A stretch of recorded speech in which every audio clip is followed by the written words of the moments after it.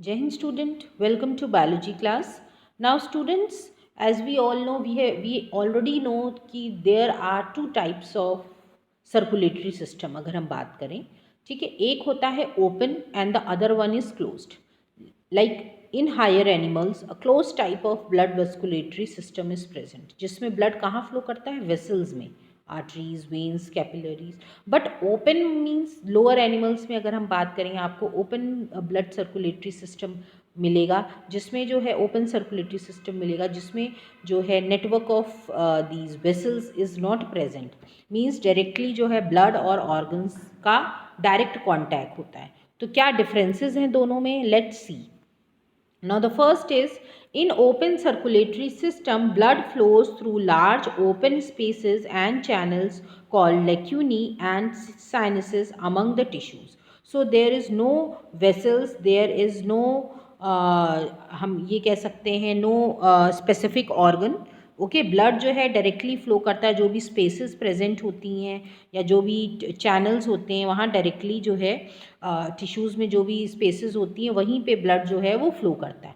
But closed circulatory system में blood जो है it flows through a close system of chambers present होते हैं और इसको हम जो कि हार्ट हम कह सकते हैं. एंड ब्लड वेसल्स प्रेजेंट होती हैं और हार्ट जिसके थ्रू ब्लड की सप्लाई होती है. Tissues are in direct contact with the blood. So in case of open circulatory system, tissues जो हैं उनका डायरेक्ट कांटेक्ट होता है ब्लड से, पर यहाँ पे ब्लड का कांटेक्ट डायरेक्ट नहीं होता है क्योंकि ब्लड जो है वो वेसल्स में फ्लो करता है. Okay, next, blood flow is very slow and blood has very low pressure in case of open. But here the blood flow is quite rapid and blood has high pressure, क्योंकि जो body ये जो animals या जो organism होते हैं इनकी complex body design होती है. They are big as compare to the lower animals. तो इनकी डिमांड्स भी ऑक्सीजन डिमांड ज़्यादा होती है, तो ब्लड जो है बहुत रैपिड फ्लो करता है एंड हाई प्रेशर, जिससे कि सारे ऑर्गन्स को ब्लड सप्लाई मिल सके और ऑक्सीजन मिल सके. Exchange of gases and nutrients take place directly between blood and tissues because no network of vessels. But here nutrients and gases, they pass through the capillary wall to the tissue fluid from where they are passed on to the tissue. But यहाँ पे क्या होता है, arteries लेके जाती हैं blood, then they break into capillaries. यही capillaries जो हैं टिश्यू फ्लूइड जो है कैपिलरीज के थ्रू जो होता है, कैपिलरीज वॉल्स जो हैं उनके थ्रू जो है टिश्यू फ्लूइड जो है वो पास हो जाता है टिश्यू में.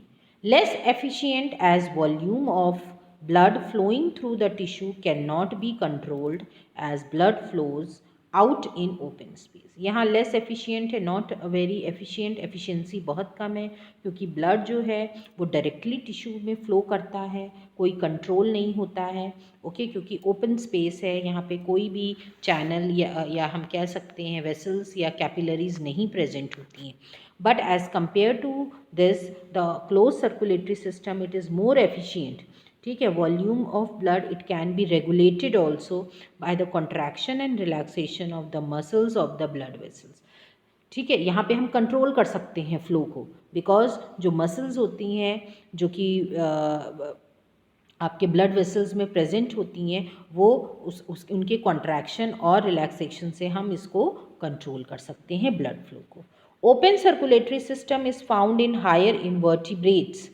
फॉर एग्जाम्पल हायर इन्वर्टिब्रेट्स की बात करें तो arthropod such as prawn, insects, mollusc, इन सब में ओपन सर्कुलेटरी सिस्टम पाया जाता है.